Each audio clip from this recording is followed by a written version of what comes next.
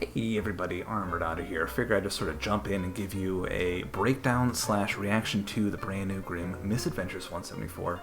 Love these little updates, and this one is definitely no exception. Very, very excited about the armor sets that are revealed in this one, but before that, for those Shattered Realm fans out there, you're going to get 20 new areas in the Shattered Realms. A little bit of variety, very exciting for you guys. I'm not really a Shattered Realms guy, but I know some people love it, so congratulations. But what tickles my excitement button is this right here. We're getting 3 brand new armor sets. They all look gorgeous, and they're all reasonably exciting. So let's go ahead and just look at what they're bringing to the table here. This is just the aesthetics of them. I love how they look. They look truly, truly fantastic. But we got 3 different sets. Ember's Calling right down here. We've got these wonderful like auburn hints up there, burnt oranges with like deeper crimson and silvers. Looks gorgeous. Down here, the Gore Drinker set. We've got these deep dark sort of purplish blacks with the bright red crimson. This one's probably my favorite, like aesthetically. My favorite aesthetic set of the 3. It looks fantastic. Absolutely love the look of this one. And then finally, the Veil Keeper regalia. Also very, very good looking. You've got these, the sort of A3 teals. And then, of course, the gold underlines that look fantastic. I love those boots. Oh. Are those boots new? I don't think they are, but they look fantastic. The whole set, with that sort of Aether lightning fire effect on it, is looking gorgeous. But let's look at what each set does and what kind of builds they cater towards, starting with Ember's Calling. This one's probably my favorite of the 3. Ember's Calling. Let's look at the set bonuses. So right here, starting right off the bat, 50 offensive ability and 50 defensive ability flat, and then scaling offensive ability and defensive ability in the 3 set. Really, really strong. Really, really, really strong. And then finally the 4 set.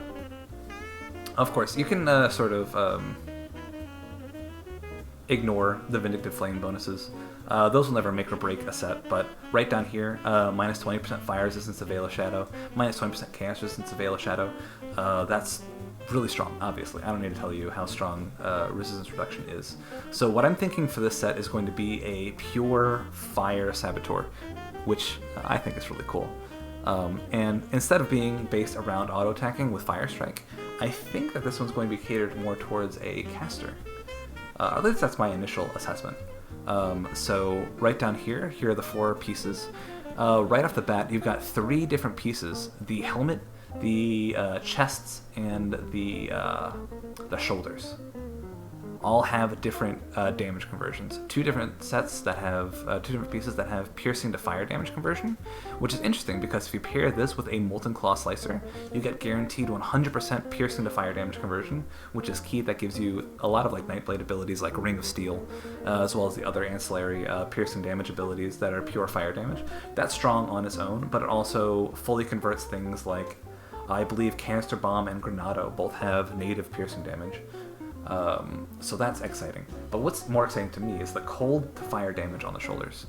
Cold to fire damage is something that has not had a whole lot of support. I believe there is a ring and maybe a chest piece that does cold to fire damage.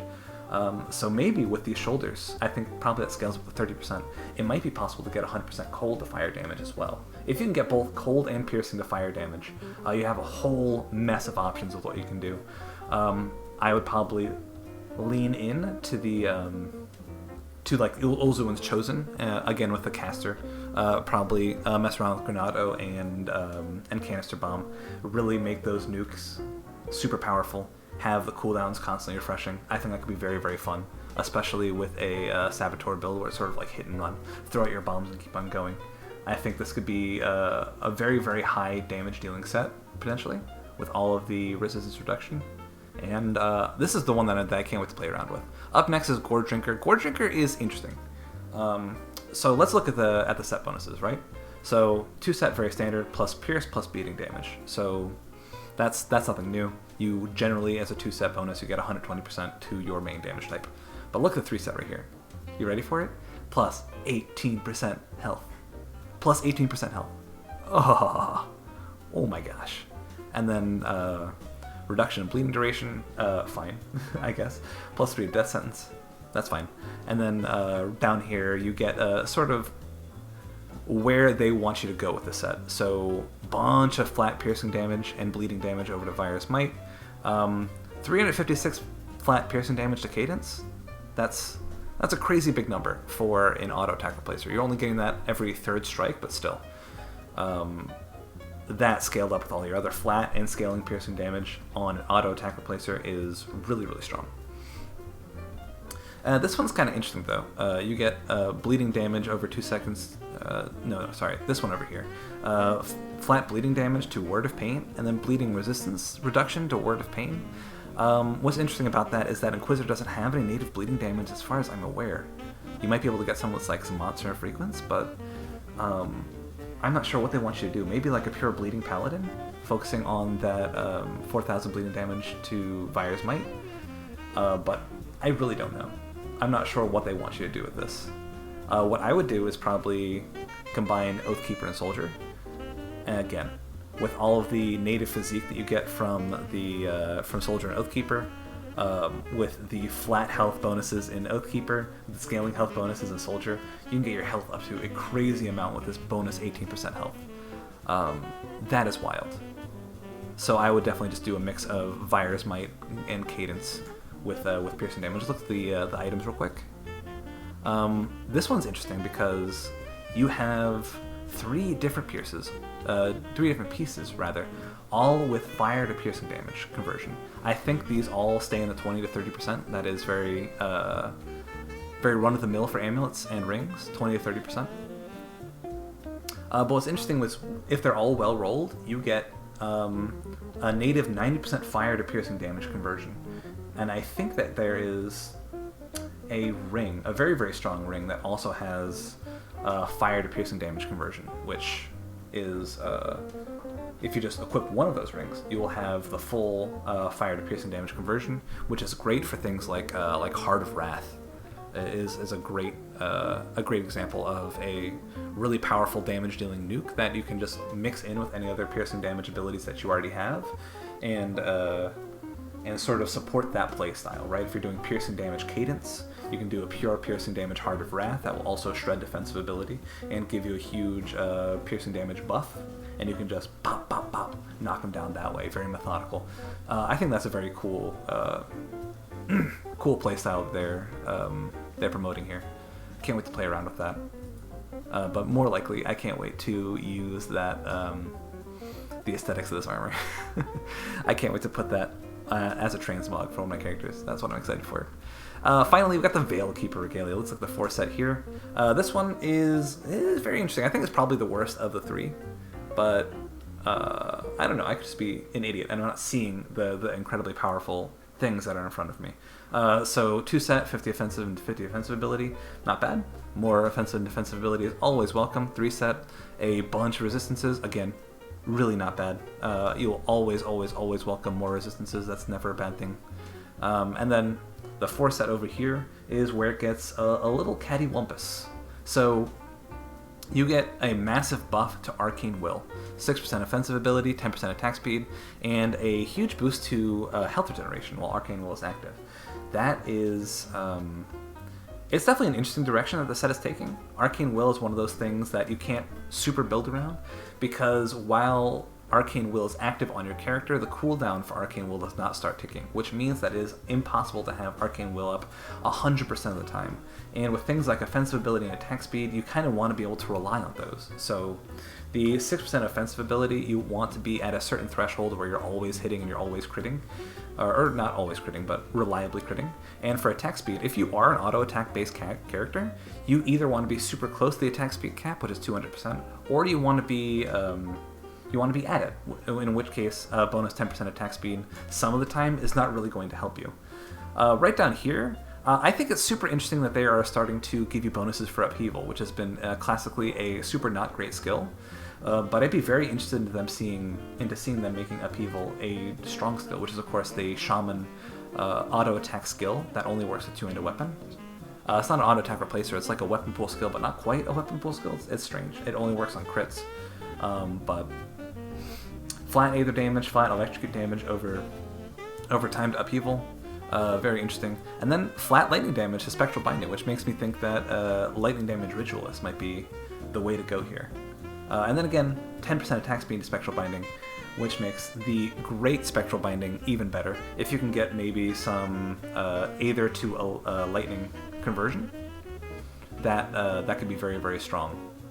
So let's look at the pieces. So right off the bat, you've got cold to Aether damage conversion. Cold to Aether damage conversion. That actually works very well with a lot of Necromancer skills, where Necromancer never really focuses on cold damage. It does a lot of ancillary cold damage. Ill Omen is a very popular ability, so is Bone Harvest. And I believe one of the weapon pool skills does a little bit of cold damage. Necrotic Edge? Yeah, Necrotic Edge, but you already have the full cold to Aether damage conversion in Necrotic Edge, so that's not a huge deal. What's interesting here is that it sort of splits up, right? So all the Vitality damage is converted to Lightning damage in Necrotic Edge, but all the cold damage is converted to Aether damage, which means you can't get a pure 1 damage type Necrotic Edge, which is a little disappointing. But right here, flat weapon damage upheaval, or percent weapon damage upheaval, could be very, very strong. Could be very, very strong. And then flat Aether damage in Necrotic Edge. Again, if you're going for that lightning, the pure lightning build, if you can convert that Aether damage over to lightning damage, that'd be very, very strong. Otherwise, if you're doing like an Aether auto attacker, using Necrotic Edge as one of your weapon pool skills, that flat Aether damage in Necrotic Edge is going to serve you very, very well. Over here, the metal, this is where we get into sort of the more fun stuff. Again, flat lightning damage, upheaval. I would be very interested in making a ritualist based around upheaval and lightning damage. That'd be very, very interesting. And then more Aether damage, Raping Strike, which means that it seems like the Necromancer weapon pool skills are all about Aether damage, whereas the Shaman stuff is all about lightning damage.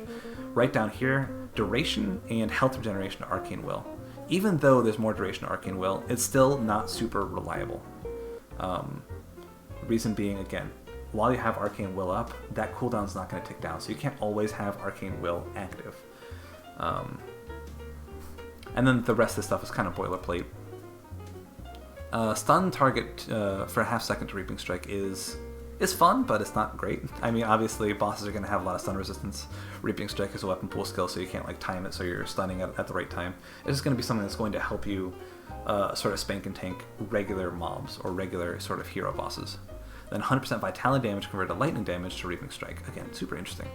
I definitely would like to build a pure Lightning Ritualist around this, see if I can get some Aether to Lightning damage conversion somewhere along the way. And then finally, you have one last thing. This is not a set in and of itself, but it is a transmog appearance, as far as I know. That's sort of what they said. We decided to go back and make the set worthy. But the regal appearances make us rethink the versatile. Where does it say that? Still be available at purchase from the vendor of the Splendors, the Shattered Realm, in a ceremonial format. And that's what I think this is. What is the Shattered set? I don't know. Either way, this one is aesthetically my favorite of the 4. I just love these little coronas that come up over your shoulders. Purple, obviously, looks fantastic. Big purple fan. Anyway, that is all for Grim Misadventures 174. Tell me which one of these 4 sets you want to build around the most. I definitely am a huge fan of that Emperor's Calling. And I actually quite like Gore Drinker on second thought. Gore Drinker is very, very cool. I'd like to give that a shot. So anyway, guys, be good to each other. Call your mom. She misses you a lot. Tell your family to invest in the stock market. No, shut up, Alex.